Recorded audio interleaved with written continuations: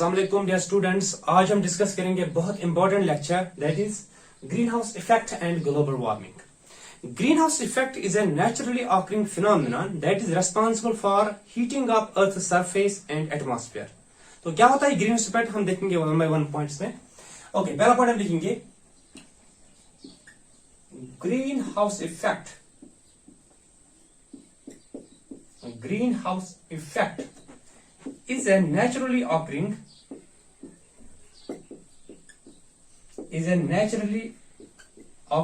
phenomenon.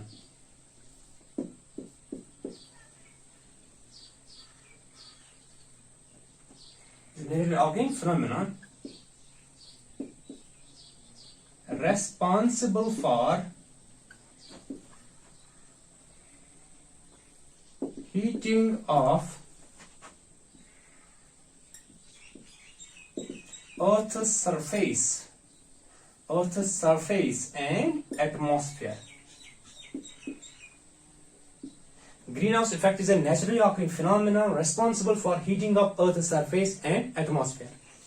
Okay, देख लीजिए green house effect जो है, अगर हमारी धरती पे ग्रीन हाउस इफेक्ट ना होता, ये प्रोसेस अगर नहीं होता यहाँ पे, तो our earth's average temperature would have been as chilly as -18 degree centigrade instead of present average of 15 degree centigrade. अब देखो ग्रीन हाउस इफेक्ट कितना जरूरी है। अगर हमारी धरती पे ये प्रोसेस नहीं होता ग्रीन हाउस इफेक्ट, हमारी धरती का जो एवरेज टेम्परेचर है ये -18 होता। -18 पे कोई लाइफ पॉसिबल ही नहीं है, तो ह्यूमंस कहां रहते -18 पे continuously.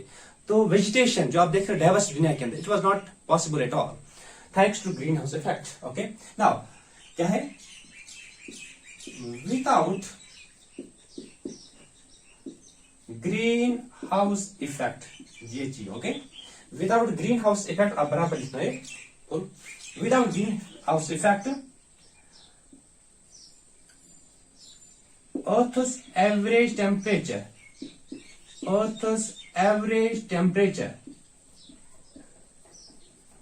would have been Earth's average temperature would have been actually बहुत cold, -18 degree centigrade, would have been actually -18 degree centigrade instead of present average is instead of present average temperature कितना है वो, +15 degree centigrade. आज दुनिया के अंदर average temperature जो है ना, एवरेज आधी जगहों पे टेम्परेचर +80 भी है, आधी जगहों पे -200 भी हो सकता है। फॉर इंस्टेंस साइबेरिया के अंदर -80 है टेम्परेचर, पोल्स पे -80 -100 जाता है, तो कहीं पे दुनिया के अंदर +60 भी जाता है, लेकिन आधी जगहों पे ज्यादा। और वो एवरेज देखेंगे दुनिया के, हमारे अर्थ पे एवरेज टेम्परेचर क्या है, हमारे अर्थ पे एवरेज टेम्परेचर आज है 15 degree centigrade. It is due to green house effect. अगर ग्रीन हाउस इफेक्ट ना होता, हमारी धरती का एवरेज टेम्परेचर होता -18 डिग्री सेंटीग्रेड, इनहॉस्पिटेबल। यहाँ पे पॉसिबल नहीं थी कि हम होते यहाँ ये ज्यादा वेज जो हमारे billions of millions of these plants and animal species, it was not possible to exist basically. Anyway, it is because of this greenhouse effect that our earth is basically very much biodiverse and life exists on the very planet. Okay, now जो भी green house effect को समझने के लिए आपको पता होना चाहिए, जो सोलर रेडिएशंस आते हैं इनका क्या हाल होता है धरती पे। देख लीजिए, जो भी सोलर रेडिएशंस आते हैं, सन जो इमिट करता है सोलर रेडिएशंस, इसमें से आधा पोर्शन जो है क्लाउड्स और गैसेस करते हैं रिफ्लेक्ट, क्लाउड्स और गैसेस। अबाउट 1/4 जो पार्ट है सोलर एनर्जी जो आती है हमारी धरती की ओर, 1/4 पार्ट जो 1/4 of solar radiations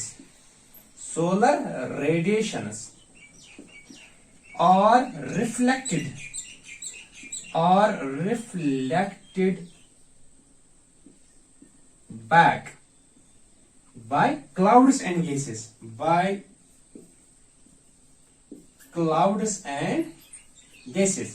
and some part is also absorbed, or and 50% and 50% reaches Earth's surface. Reaches Earth's surface. 1/4 part हो गया 25% क्लाउड्स और गैसेस करते हैं वही से रिफ्लेक्ट, आधा पार्ट एब्जॉर्ब भी करते हैं।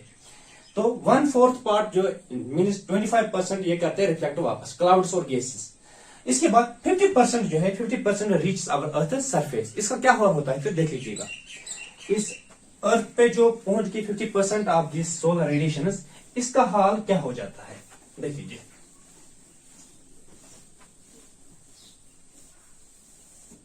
देखिए क्या होता है इसका हाल। ये मान लीजिए ये यहां पे सन है,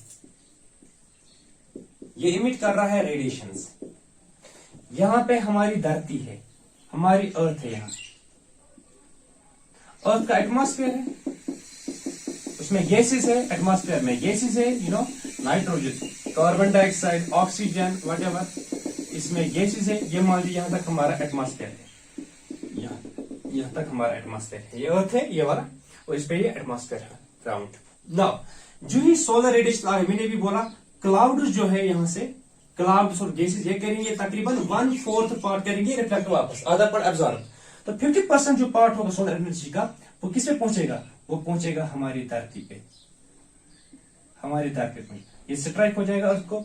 आधा पार्ट अर्थ एब्जॉर्ब करेगी, आधा पार्ट करेगी रिफ्लेक्ट बैक।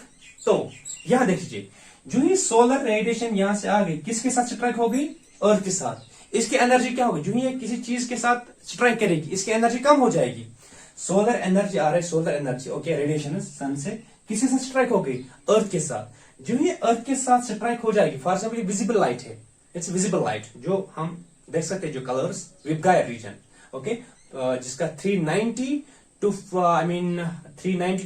760 नैनोमीटर वेवलेंथ होता है ओके, विबगायर का, but we call it visible part.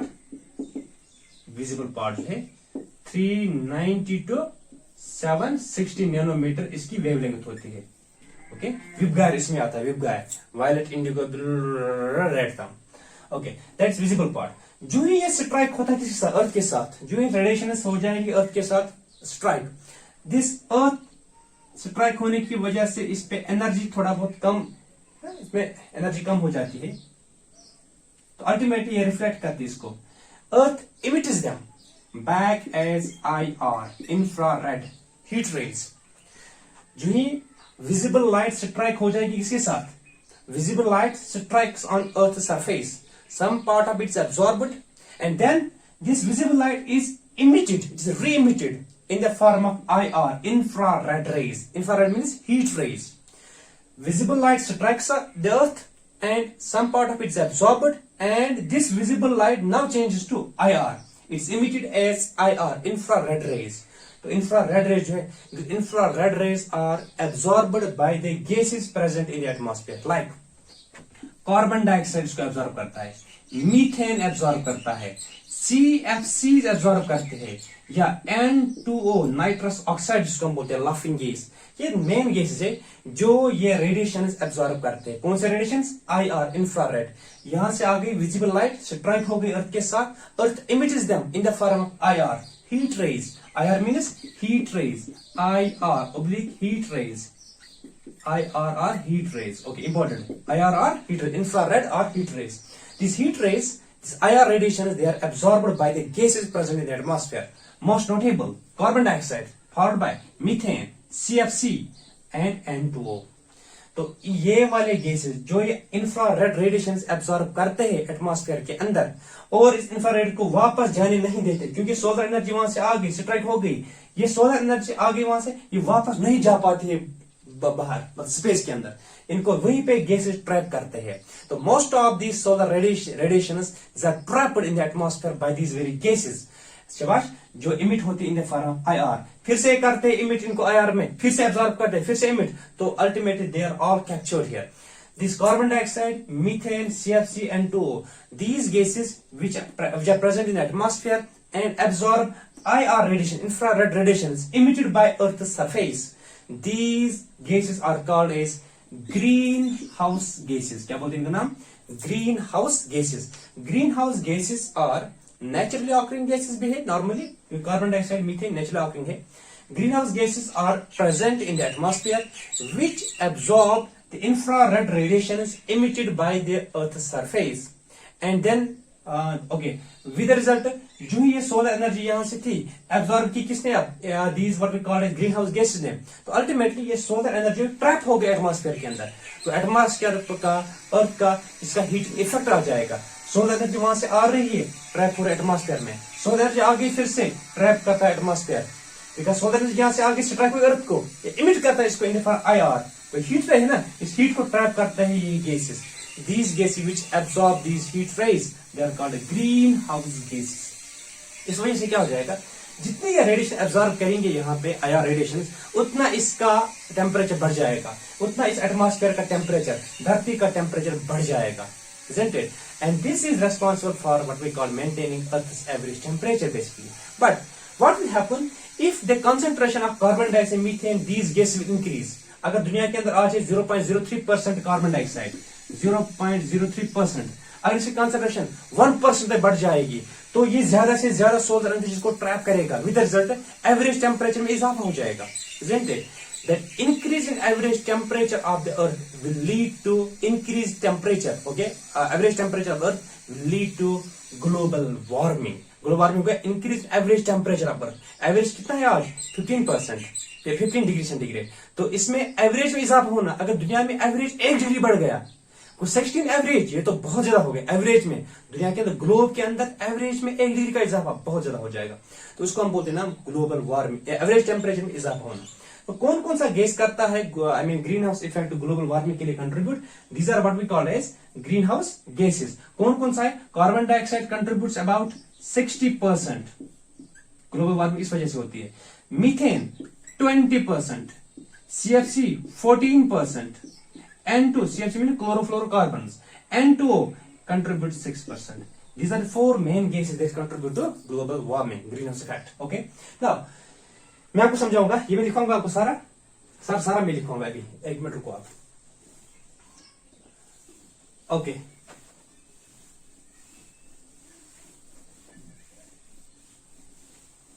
ये हम लिखेंगे पहले, हमने क्या लिखा, शाबाश, क्या हमने लिखा, जो solar radiation absorb I mean reflect करता है या इमिट करता है सन, कहां पहुंचते हैं हमारी धरती में, जो 50% पहुंचता है, इसमें हाँ ये आधा पार्ट जो है हमारी अर्थ करते हैं एब्जॉर्ब, isn't it? फिर इमिट करते हैं फॉर IR रेडिएशन, फिर वो कौन करते हैं, वो गैसेस कौन से होते हैं एटमॉस्फेयर में जो ये करते हैं एब्जॉर्ब, कार्बन डाइऑक्साइड वगैरह, इनको हम बोलते हैं green house gases. Radiations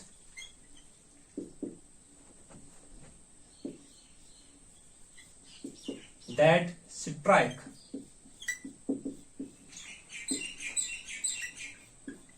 Earth's surface are emitted back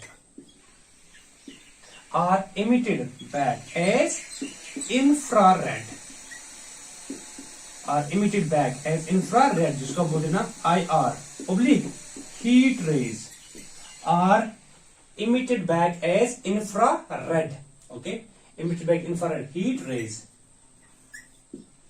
which are absorbed by gases like carbon dioxide, methane, CFC chlorofluorocarbon, N2O nitrous oxide laughing gas, okay, which are absorbed by gases like carbon dioxide, methane, CFC, N2O, called greenhouse gases. What are greenhouse gases? Greenhouse gases are radiatively active gases, radiation absorbing gases, which absorb which light? Yes, IR, infrared, which is emitted by the Earth's surface. Okay.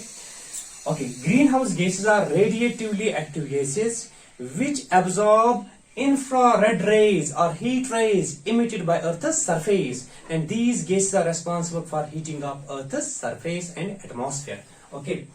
Now, ये जो green house gases है ये trap करते हैं solar radiation को, infrared को, with result heating of Earth's atmosphere and surface will occur, isn't it? Now imagine if there were no green house gases, तो क्या हो जाता, सनलाइट वहां से आ जाती, स्ट्राइक हुई अर्थ के साथ, ये वापस निकलती, इजंट इट? क्योंकि अब इसको निकलने के लिए मौका नहीं दे रहा है ग्रीन हाउस गैस, उसको ट्रैप करता है वहीं पे। अगर ग्रीन हाउस गैस नहीं होते, ग्रीन हाउस इफेक्ट नहीं होता, ये सोलर एनर्जी ट्रैप नहीं होती, ये वापस जाती, isn't it? This very important. तो सोलर एनर्जी को ट्रैप करता है, आयरन इंफ्रारेड रेडर्स को, आई मीन ट्रैप करते हैं green house gases and they increase the temperature, they are responsible for heating of Earth surface and atmosphere. अब important चीज बोलने जा रहा हूं कि ग्रीन हाउस इफेक्ट क्यों बोलते हैं ग्रीन हाउस? ग्रीन हाउस, तो ग्रीन हाउस आपने देखा होगा, क्योंकि हमारा जो एरिया है कश्मीर, यहाँ पे सीजन्स होते हैं, स्प्रिंग अलग होता है, समर अलग होता है, ऑटम और विंटर। विंटर के अंदर लीफ फॉल होता है। लीफ फॉल क्यों होता है विंटर में? क्योंकि कंडीशंस फिजिबल नहीं होते, सनलाइट बहुत समय के लिए गायब हो जाती है, दिन छोटे हो जाते हैं, टेम्परेचर बहुत ज्यादा रिड्यूस होता है, वाटर की अवेलेबिलिटी, सोलर एनर्जी की कमी, तो विद रिजल्ट लीफ फॉल हो जाता है। अगर हम करेंगे कहीं जगह पे मेंटेन टेम्परेचर, जहां पे कंडीशंस बराबर फिजिबल रहेंगे, फॉर एग्जाम्पल आपने देखा होगा विंटर्स के अंदर हम बनाते हैं ग्रीन हाउस, आपने देखा होगा ऐसे, ये मान लीजिए अर्थ सरफेस है, हम बनाते हैं ग्रीन हाउस ऐसे, हम ग्रीन हाउस बनाते हैं, गिलास पैनल लगाते हैं, शीशे का बनाते हैं ऐसे, शीशे का बना हुआ। अगर हमें क्योंकि शीशा ये महंगा होगा, अगर गिलास का हम बनाएंगे, पॉलिथीन का बना सकते हैं, तो पॉलिथीन लगाएंगे ऐसे, पॉलिथीन लगाएंगे ऊपर से, तो पॉलिथीन क्या करेगा, और पॉलिथीन के अंदर जो सोलर रेडिएशन आ जाएंगे, पॉलिथीन जो है, पॉलिथीन इसको अलो करेगा। पॉलिथीन जो है, या गिलास पैनल हो, ये गिलास का बना हुआ हो, यानी कि शीशे का या पॉलिथीन का बना हुआ है, ये अलो करेगा सोलर रेडिएशन को अंदर, okay. But it will not, this polythene will not, या glass will not allow the IR heat radiation to escape. ये सोलर एनर्जी को एंट्री करने देता है, but does not allow heat means IR radiations to escape. With result यहीं पे trap हो गए, कार्बन डाइऑक्साइड बाकी गैस जो ये ट्रैप करते हैं इसको, विद रिजल्ट इसके अंदर टेम्परेचर बढ़ जाएगा एज कम्पेयर टू सराउंडिंग। इसलिए ग्रीन हाउस के अंदर चूंकि टेम्परेचर अच्छा रहता है as compare to surroundings, it is used for growing plants, vegetables during the winter season. Winter season के अंदर हम ग्रीन हाउस को इस्तेमाल करते हैं for cultivation of vegetables and plants, isn't it? तो greenhouse looks like the small glass house. Greenhouse जो यहाँ पे है, ग्रीन हाउस, इसमें होता है green house effect. Green house is a small glass house. अगर आपके पास ग्लास नहीं, आप पॉलिथीन का भी बना सकते हो। पॉलिथीन वही काम करके जो ग्लास पैनल करता है, जो शीशा करता है। Green house is a small glass house in which the glass panel, meaning shisha, in which the glass panel lets the solar energy inside, मतलब ये इसको आने देता है, but does not allow heat to escape, but does not allow IR infrared radiations to escape. With the result, अंदर जो है inside temperature will increase because the greenhouse gases will trap these IR radiations and the temperature will increase inside. Thus, this greenhouse is usually used in winter season for growing plants. Okay? जब बाहर का तापमान, जब बाहर का temperature बहुत कम होता है, अंदर इसका टेम्परेचर बिल्कुल होता है फीजेबल 20+, जो कल्टीवेशन के लिए फीजेबल है। ओके, तो ग्रीन हाउस कहां से आ गया? क्योंकि इसी ग्रीन हाउस के अंदर ग्रीन हाउस इफेक्ट हो जाता है। ये बराबर वही हाल है, अगर आप समर के अंदर आपने अपनी गाड़ी को पार्क किया, गाड़ी रखी धूप में, तो विद रिजल्ट उसमें भी गिलास होता है ना, शीशे से मिरर आसान, तो विद रिजल्ट उन शीशों के थ्रू, उन गिलास के थ्रू, उस शीशे के थ्रू लाइट सोलर एनर्जी जाएगी अंदर। हाँ, सोलर एनर्जी अंदर जाएगी शीशे के थ्रू, विद रिजल्ट तो अंदर क्या है, अंदर जो ही जाएगी ये इमिट करेगा इसको इन फॉर IR, तो हीट को वो वापस मतलब बाहर जाने नहीं देगा। Glass panel does not let the IR और हीट रेज टू एस्केप। जो हीट रेज एस्केप नहीं होंगे, वहां पे जो कार्बन डाइऑक्साइड होता है जमा, वो ट्रैप करता है इसको। जो ही आप आ जाते हो 1 घंटे के बाद, आप देखते हो वहां पे बहुत ज्यादा दम होता है, ताकि हीटिंग इफेक्ट गोमत, बिकॉज ग्रीन हाउस इफेक्ट होता है गाड़ी में भी। जहां पे सोलर पैनल आप लगाएंगे, क्या इसको गिलास पैनल लगाएंगे, गिलास पैनल हो, ये शीशा हो या ये पॉलिथीन हो, तो अल्टीमेटली इसके थ्रू आराम से लेट करेगा सोलर एनर्जी को अंदर जाना, पर it will not allow the heat to escape. हमारी गाड़ी के अंदर ग्रीन हाउस इफेक्ट होता है, हमारी धरती पे ग्रीन हाउस इफेक्ट होता है, और ग्रीन हाउस इफेक्ट पे होता है इस ग्रीन हाउस में भी। Green house is a small glass house in which the glass panel lets the solar energy to enter but does not allow heat to escape. It is used for cultivation of vegetables or plants during winter. वही मैं लिखूंगा, यहाँ पे लिखूंगा ये point.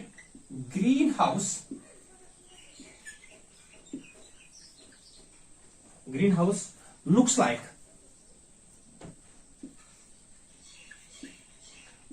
like a small glass house. Greenhouse looks like a small glass house in which glass panel मतलब वो शीशे, in which glass panel lets solar energy या solar radiations to enter. That is the solar energy and radiations to enter, but does not allow heat to escape. हाँ, okay, इसमें heating effect आ जाएगा. Okay, it is used means green house, it is used for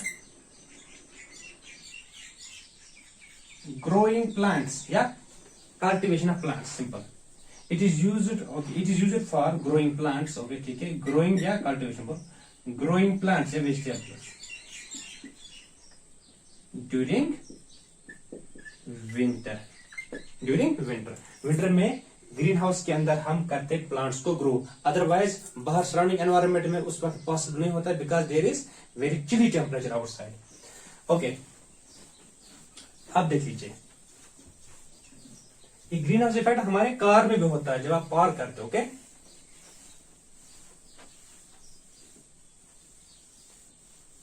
green house gases कौन सी light करते हैं, कौन सी radiations करते हैं observe. Yes, याद रखिएगा, इंफ्रारेड हीट रेज जो इमिट करते हैं अर्थ सरफेस.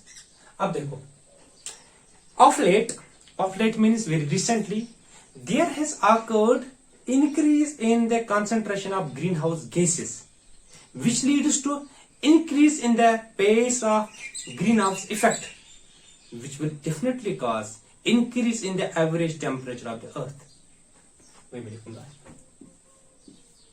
ऑफ लेट मतलब क्या होगा, मैं ब्रैकेट लिखूंगा recently.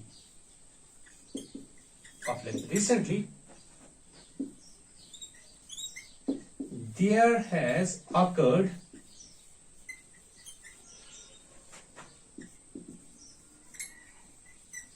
increase in the average temperature of earth. Of late there has occurred increase in the average temperature of earth called global warming. What is global warming? Globe warm हो गया, average से warm हो गया. जितना 15 degree का average temperature है हमारी धरती का, अल्टीमेटली क्या हो गया, इसमें इजाफा हो गया. जो ग्लोबल टेम्परेचर है अर्थ का 15 डिग्री, जो इसमें एवरेज में इजाफा हो गया. ये मतलब 1 डिग्री का इजाफा, आधी डिग्री का, 0.5 डिग्री का इजाफा. Increase in the average temperature of earth is what we call as global warming. Global warming occurs due to increased pace of global warming. Okay, average temperature was called global warming. Come again, due to increased pace of global, due to increased pace of greenhouse effect. Greenhouse effect में थोड़ी तेजी आ गई क्योंकि green house gases में असल में quantity में इजाफा हो गया due to increase pace of green house effect. अब देखो कौन कौन सा गैस होता है इसके लिए रेस्पॉन्सिबल. यस, इसके लिए रेस्पॉन्सिबल कौन कौन सा चीज होता है और क्या हो जाएगा ग्लोबल वार्मिंग से, वो हम देखेंगे. ऐसे हम करेंगे सिंपल अंदाज में, इसको आसान शब्दों में दिखाएंगे. इसको हम नीचे लिखेंगे कॉजेज ऑफ ग्लोबल वार्मिंग, बेहतर रहेगा. हम नीचे लिखेंगे काजेस, फिर इसके बाद देखेंगे कॉन्सिक्वेंसेस, फिर देखेंगे control.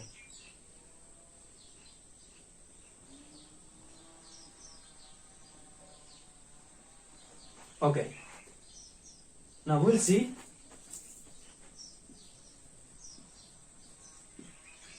causes of global warming, causes of global warming. Global warming का काज है ग्रीन हाउस इफेक्ट ही, इसका इंक्रीज रेट जो होता है। ग्रीन हाउस इफेक्ट होना चाहिए जरूरी, ग्रीन हाउस इफेक्ट के बगैर हमारी धरती पे पॉसिबल नहीं है लाइफ, बिकॉज इसी की वजह से हमारे अर्थ का जो एवरेज टेम्परेचर आ जाता है जो हम देखिए 15 डिग्री सेंटीग्रेड। लेकिन अगर ये होगा ही नहीं तो टेम्परेचर तो बहुत कम हो जाएगा। अगर ये फास्ट हो जाएगा, आप ज्यादा से ज्यादा सोलर एनर्जी ट्रैप हो जाएंगे, तो इंक्रीज एवरेज टेम्परेचर जो है, एवरेज टेम्परेचर में थोड़ा इजाफा आ सकता है, जिसकी वजह से बहुत सारी प्रॉब्लम हो सकती है। पहले हम देखेंगे ग्लोबल वार्मिंग क्यों हो जाती है, क्यों एवरेज टेम्परेचर दुनिया का बढ़ रहा है, क्यों। यस, रीजन वही है ग्रीन हाउस इफेक्ट, यानी कि ग्रीन हाउस गैसेज रिस्पॉन्सिबल है। शाबाश। कॉज क्या है पहले, fossil fuel burning, fossil fuel burning, ये कहां पे, हाँ इंडस्ट्रीज में, ऑटोमोबाइल्स में, जो हम पेट्रोलियम या जो हम इस्तेमाल करते हैं डीजल, वो फॉसल फ्यूल्स, वहां से क्या निकलेंगे, वहां से निकल जाएंगे गैसेस, कार्बन डाइऑक्साइड निकल जाएगा वहां से, इजंट इट। कार्बन डाइऑक्साइड तो मेजर ग्रीन हाउस गैस है, तो एक हो गया ये। दूसरा डिफॉरेस्ट्रेशन जो हम करते हैं, दूसरा क्या है, दूसरा काज इसका डिफॉरेस्ट्रेशन, दूसरा काज इसका डिफॉरेस्ट्रेशन। डिफॉरेस्ट्रेशन से क्या हो जाएगा, डिफॉरेस्टेशन जो फॉरेस्ट खत्म हो जाए, ट्रीज खत्म हो गए, तो कार्बन डाइऑक्साइड की क्वांटिटी बढ़ जाएगी, क्योंकि कार्बन डाइऑक्साइड इस्तेमाल करता है प्लांट फोटोसिंथेसिस में। जब फॉरेस्ट खत्म हो गया, कार्बन डाइऑक्साइड की कंसंट्रेशन बढ़ जाएगी एटमॉस्फेयर में, वो डिफॉरेस्टेशन। और तीसरा, जो हमारे पैडी फील्ड्स होते हैं, पैडी फील्ड से निकलता है methane. Okay, production of CH4 methane by paddy fields, paddy field यानी कि दानी जमीन है, वहां से निकलता है मीथेन। मीथेन एक ग्रीन हाउस गैस है, आगे दिखाऊंगा। ओके, जो ये गोबर होता है, मीथेन होता है ना, गोबर गैस, मीथेन गैस, उसके भी अगर डिकम्पोजिशन इसको कराएंगे, वहां से मीथेन जनरेट हो जाएगा, वो एटमॉस्फेयर में चला जाएगा। Yes, CH4 production from cow dung, cow dung से भी मीथेन बनाया जाता है, आपने पढ़ा होगा बायोगैस प्लांट, हाँ वहां से भी। और CFCs फ्रॉम कूलेंट्स, कूलेंट्स या रेफ्रिजरेटर्स, कूलेंट्स या रेफ्रिजरेटर्स, रेफ्रिजरेटर्स, या हम आगे देखेंगे CFCs के बारे में हमें देखना है आगे, इसलिए मैं अभी चर्चा नहीं कर रहा हूं इसके बारे में, हमें पढ़ना है बट इन द ओजोन, हाँ ओजोन डिप्लीशन में पढ़नी है। This are the major causes, क्या क्या, फॉसल फ्यूल बर्निंग, वहां पे कार्बन डाइऑक्साइड निकलता है, डिफॉरेस्ट्रेशन, कार्बन डाइऑक्साइड बढ़ जाएगी जब प्लांट्स खत्म हो जाएंगे, production of CH4 from paddy fields, very important, CH4 production from cow dung and CFCs from coolants और रेफ्रिजरेटर्स। तो किसका कितना कंट्रीब्यूशन है, कंट्रीब्यूशन हम देखेंगे यहाँ पे, कंट्रीब्यूटर्स ऑफ ग्लोबल वार्मिंग, कौन कितना कंट्रीब्यूट करता है, कार्बन डाइऑक्साइड कितना कंट्रीब्यूट करता है ग्लोबल वार्मिंग का, that is carbon dioxide contribute 60% of global warming. 60% global warming दुनिया के अंदर होती है, ग्रीन हाउस इफेक्ट का कंटेंट कार्बन डाइऑक्साइड की वजह से 60%। और इसके बाद दूसरा जो है दैट इज CH4, कितना 20% कंट्रीब्यूशन इसका है ग्लोबल वार्मिंग के लिए। फिर वन मोर इज कॉल्ड है CFCs, क्लोरोफ्लोरोकार्बन्स, इनमें क्लोरीन, फ्लोरीन और कार्बन होता है, हाँ इनका है योगदान contribution 14%। And we have N2O, इसको हम बोलते हैं नाम नाइट्रस ऑक्साइड, क्या बोलते हैं नाम, नाइट्रस ऑक्साइड, या बोलते हैं लाफिंग गैस, लाफिंग गैस इसी का नाम है नाइट्रस ऑक्साइड। चलो ब्रैकेट में लिखूंगा नाइट्रस ऑक्साइड, नाइट्रस ऑक्साइड या बोलते हैं नाम लाफिंग गैस, इसका कंट्रीब्यूशन है 6%, सबसे कम इसी का है। ओके, कार्बन डाइऑक्साइड का मेजर जो है ना, मेजर ग्रीन हाउस गैस हमारे आई मीन एटमॉस्फेयर में, carbon dioxide major green house gas global warming के लिए सबसे ज्यादा बड़ा कल्प्रिट जो है इस कार्बन डाइऑक्साइड, और इसके बाद मीथेन। तो carbon dioxide methane are the main, तो सबसे ज्यादा कार्बन डाइऑक्साइड, इसके बाद ये दो भी है चमचे। ओके, ये चमचे है ये दो। ओके, ये है कॉज ग्लोबल वार्मिंग का। अब ग्लोबल वार्मिंग हो गई, ठीक है, क्या हो जाएगा ग्लोबल वार्मिंग से, क्या हो जाएगा, लेट्स सी क्या हो जाएगा। Consequences, underline consequences of global warming, consequences of global warming. क्या क्या हो जाएगा जो ये ग्लोबल वार्मिंग हो जाएगी? एवरेज टेम्परेचर दुनिया का बढ़ जाएगा। एवरेज टेम्परेचर बढ़ने की वजह से क्या हो जाएगा? हीटिंग इफेक्ट आ गया अर्थ का। जो हीटिंग इफेक्ट आ जाएगा, जो हमारे धरती पे पोलर आइस केप से, पोल्स पे, नॉर्थ पोल साउथ पोल, ये कवर्ड है स्नो से, इनको हम बोलते हैं पोलर आइस केप या पोलर आइस। तो अल्टीमेटली जो हीटिंग इफेक्ट आ जाएगा, एवरेज टेम्परेचर बढ़ जाएगा, वो मेल्ट हो जाएंगे। जो ही पोलर आइस केप्स मेल्ट हो जाएंगे, मेल्टिंग की वजह से पूरी दुनिया के अंदर पानी पानी आ जाएगा। समंदरों की लेवल जो है, सी लेवल, उसमें इजाफा हो जाएगा। तो कोस्टल एरिया जो समंदर के नजदीक आते हैं कंट्रीज, उनमें फ्लडिंग का वो सबमर्ज हो सकते, वो डूब सकते हैं, दुनिया के अंदर फ्लड्स आ सकते हैं। और साथ साथ लॉस ऑफ बायोडाइवर्सिटी, जब सारे जगहों पे सैलाब आ जाएगा, बायोडाइवर्सिटी तबाह हो जाएगी। और अनयूजुअल क्लाइमेटिक इवेंट्स, अति रूद, अति ताप, अति कांगर चलन जनाब, अति फैन त्रावन यल, अति लगावन कांगर पे, अति लगावन लैंप पे। दिस इज अनयूजुअल इवेंट्स, यानी कि उस जगह पे बारिश आएगी जिस जगह जरूरत नहीं होगी, उस वक्त बारिश नहीं होगी जिस जगह जरूरत है। This unusual weather events will happen. This will be all due to climatic shift हो जाएगा।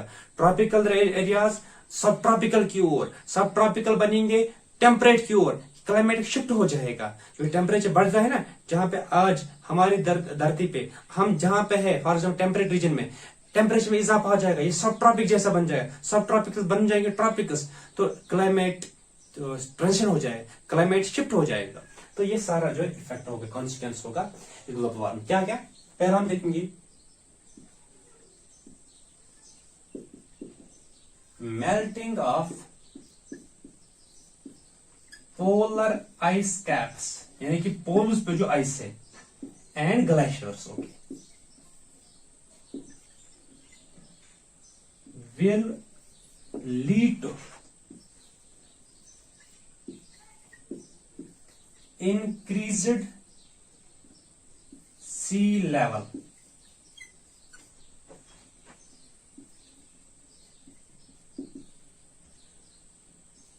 causing floods across world. Okay, causing floods. ये हो जाएगा। एक और चीज, कोस्टल एरियाज पूरी तरह से सबमर्ज, डूब जाएंगे।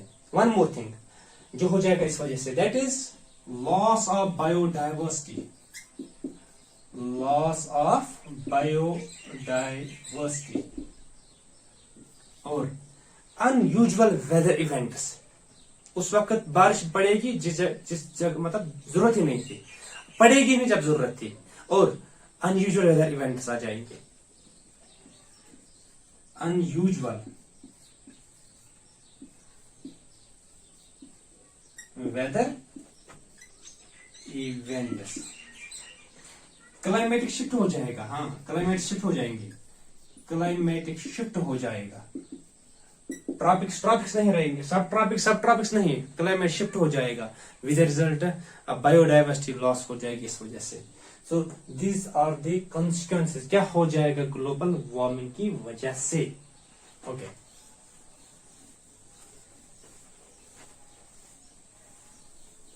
अब हम कंट्रोल कैसे कर सकते हैं? Control of global warming, control of global कैसे कंट्रोल कर सकते हैं? हमें फॉसिल फ्यूल्स को कट करना है। Cutting down the supply of fossil fuels बंद करने हैं। सोलर एनर्जी इस्तेमाल करो। सोलर एनर्जी जहां से कार्बन डाइऑक्साइड N2O CFC जाना है। Cutting down the use of fossil fuels, petroleum, diesel, सारा कुछ बंद करना है। सोलर पे चला सारा, एक चीज। दूसरा, हमें CFCs कहां से निकलते हैं? रेफ्रिजरेंट कूलेंट्स, इनसे बिल्कुल। Cutting down the use of CFC producing devices। हम देखेंगे ओजोन में कौन कौन सी डिवाइस है। कूलेंट्स, रेफ्रिजरेटर्स, जेट प्लेन, ये करते CFC इस्तेमाल, इसको भी खत्म करना है। ओके, और क्या कंट्रोल कर सकते हैं हम? हाँ, तो जो ये राइस फील्ड से या सीधे देखेंगे cutting down the production of CH4 को कम करना है। और क्या कर सकते हैं हम? और हम कुछ नहीं कर सकते हैं, हमें मीटिंग बुलानी पड़ेगी ताकि इस मीटिंग में सारे दुनिया के ममालिक शामिल हो जाए, इनको दर्ज दिया जाए कि ये चीज भाई नहीं, ये चीज नहीं, ये चीज नहीं। जिस वजह से ग्लोबल वार्मिंग हो जाती है उनको बोलना ये चीज इस्तेमाल, अगर आपने इस्तेमाल किया आप पे पेनल्टी लग जाएगी, आपको मतलब ना आप पे सैंक्शन लग जाएंगे अगर आपने ये किया।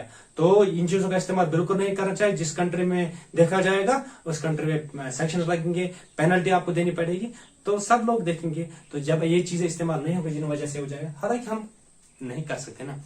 अगर हम कार्बन डाइऑक्साइड कार्बन डाइऑक्साइड अगर एटमॉस्फेयर में नहीं होगा तो फोर्सिन नहीं हो जाए, हमें अशकार ऑर्डर बांधते, तो हम कुछ नहीं कर सकते। ग्रीन हाउस इफेक्ट होना है, लेकिन ग्रीन हाउस इफेक्ट एक लेवल पे होना चाहिए, ये एक्सट्रीम नहीं जाना चाहिए, इसकी पेस नहीं बढ़नी चाहिए, हमें इसको कंट्रोल में रखना है, बाकी कुछ नहीं है। तो एक मीटिंग बुलाई गई, यहां पे लिखूंगा, that's called as Kyoto protocol. क्या बोलते हैं ना, Kyoto protocol. Kyoto is a city in Japan. 1997 में एक मीटिंग बुलाई गई, कहा? Kyoto city of Japan. Kyoto is a city in Japan. 1997 में 1997 में एक मीटिंग बुलाई गई कायोटो सिटी ऑफ जापान में। उस मीटिंग में उस मीटिंग का क्या था मुद्दा, एजेंडा क्या था कि हम ग्रीन हाउस गैसेस जो है उनका प्रोडक्शन हम कम करेंगे, उनका हम लिमिट करेंगे। ग्रीन हाउस गैसेस प्रोडक्शन जो है, production of green house gases, इसको हम लिमिट करेंगे, कम करेंगे। CFC इसका इस्तेमाल बिल्कुल कम करेंगे ही नहीं। N2O का इस्तेमाल बहुत कम करेंगे। कार्बन डाइऑक्साइड का इस्तेमाल जहां जहां कार्बन डाइऑक्साइड निकलता है उस पर थोड़ा बहुत हम करेंगे रेस्ट्रिक्शंस अप्लाई, ताकि ये गैस ज्यादा एक्यूमुलेट ना हो एटमॉस्फेयर में, ये ज्यादा ग्रीन हाउस इफेक्ट ना कर पाए, तो ग्लोबल वार्मिंग से हम बच सकते हैं। हालांकि global warming is certain, it will happen definitely, because जो हम इस्तेमाल करते हैं इंडस्ट्रीज में जो fossil fuels and all that, हर दिन के साथ कार्बन डाइऑक्साइड कंसंट्रेशन बढ़ जाती है, तो ग्लोबल वार्मिंग होनी ही है। तो इससे हम थोड़ा इसको लिमिट कर सकते हैं, कम कर सकते हैं। अगर दुनिया ज़ात वरी अगर इस 5 वरी, अगर इस 7 वरी, ऐसा है, मतलब टाइम स्केल में हम इसको थोड़ा डिले कर सकते हैं। तो वही बात है, कायोटो प्रोटोकॉल एक ऐसी इंटरनेशनल मीटिंग थी, इंटरनेशनल कॉन्फ्रेंस थी, इंटरनेशनली पड़ा ये बात खेन, ये कत क्यों की बात, ये बात खेन कायोटो सिटी ऑफ जापान में। ये बात क्यों तिमन दोक जनाब अगर तह करो ये प्रोडक्शन दुनिया में सारियो, अगर तह प्रोडक्शन करो बंद तो गो जान, अगर नहीं बेकवरी तुस मुल्कस नहीं पत खेन, मीटिंग की तरह बुलान, इसलिए करो मीटिंग थो बंद, सब करो ये what we call green house gases, इनका इस्तेमाल जो है कम करिए, तो दुनिया भी बच जाएगा, हम भी बच जाएंगे, मीटिंग से भी, बाकी चीजों से भी। ओके, कायोटो प्रोटोकॉल में क्या लिखेंगे, एक मिनट से बैठेंगे। It is an international treaty, it is an international treaty, TREATY, conference, meeting is an international treaty that was held at Kyoto City of Japan in Tokyo इसकी कैपिटल है, तो कयोटो city है वहां, कयोटो सिटी ऑफ जापान इन 1997। किस लिए? To limit, क्या कम करने के लिए, to limit the use oblique production, to limit the use और production of green house gases, green house gases, to limit the use और production of greenhouse gases, greenhouse gas को हम थोड़ा लिमिट करेंगे, कम करेंगे इस्तेमाल, प्रोड्यूस करेंगे कम, तब ग्लोबल वार्मिंग से हम बच सकते हैं। तो ग्लोबल वार्मिंग के रिलेटेड ये मीटिंग है, Kyoto protocol is a meeting related to global warming से बचने के लिए, ग्रीन हाउस इफेक्ट कम करो तो अल्टीमेटली हम बच जाएंगे। तो इस मीटिंग का नाम क्या है? Kyoto protocol. That's all about green house effect and global warming. अब हमारा एक क्वेश्चन बच गया, दैट इज ओजोन। ओके।